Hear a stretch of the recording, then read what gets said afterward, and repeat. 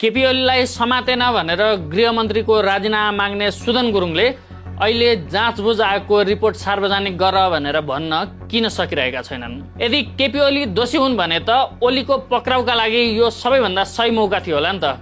एउटा कुरा चाहिँ 100% ग्यारेन्टीका साथ भन्न सकिन्छ कि जाँचबुझ आयोगको रिपोर्टले केपी ओलीलाई दोषी प्रमाणित गर्न सकेन। उल्टै त्यसमा आगजनी र उक्साहटका लागि बालेन र सुदन गुरुङहरू दोषी देखिए। रासोपाका नेता पुकार बमले केही समय अगाडि एउटा स्ट्याटसमा पनि यो संकेत गरेका थिए। उनले भनेका थिए यदि यसपालि सबै मिलेर सत्ता हातमा पार्न सकिएन भने बालेन शाह, सुमना श्रेष्ठ, सुदन गुरुङ, सागर ढकाल, सोम शर्मा लगायत देशद्रोह, आतंकवाद प्रोत्साहन, साम्प्रदायिक दंगा उत्प्रेरणा, आन्दोलनमा भिडलाई उक्साएको, विध्वंस मचाएको, आगजनी, सार्वजनिक सम्पत्ति तोडफोड, ज्यान मार्ने मुद्दा, हुल उज्जत गरेको लगायत अपराधमा जेल जानुपर्छ।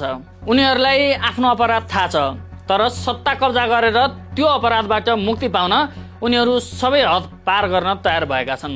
अहिलेको सरकारको राम्रो या नराम्रो काम रासोपासँग जोडिन्छ। रासोपालाई अहिलेको सत्तारूढ दल भन्दा पनि फरक पर्दैन।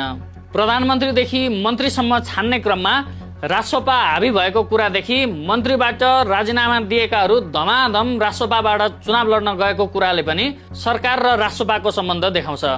त्यति मात्र होइन, रासोपाका वरिष्ठ नेता बालेन शाह र अहिलेको सरकारको कार्यशैली पनि ठ्याक्कै उस्तै छ। केही समय अगाडि तिनकुनेमा भएको घटनामा बालेन शाहले ज्ञानेन्द्र शाहलाई जरिवाना काटिएका थिए। हिजो ठ्याक्कै त्यही शैलीमा यो सरकारले पूर्व राजा आउँदा स्वागतमा जान नपाउने उर्दी जारी गर्यो। यो उर्दीका पछाडि पनि बालेनको हट छ कि भनेर शंका गर्न सकिन्छ। त्यस्तै जाँचबुझ आयोगको रिपोर्ट सार्वजनिक गर्न आनाकानी गर्नुले पनि एउटा ठूलो प्रश्न जन्माएको छ।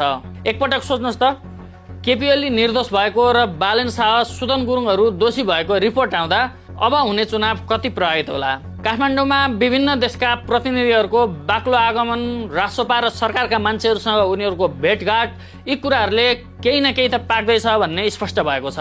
चुनावपछि बालेन र सुदनहरू जेल जान सक्ने खतरा उनीहरूले देखेपछि यो चुनाव निष्पक्ष हुनेमा पनि शंका जन्मिएको छ।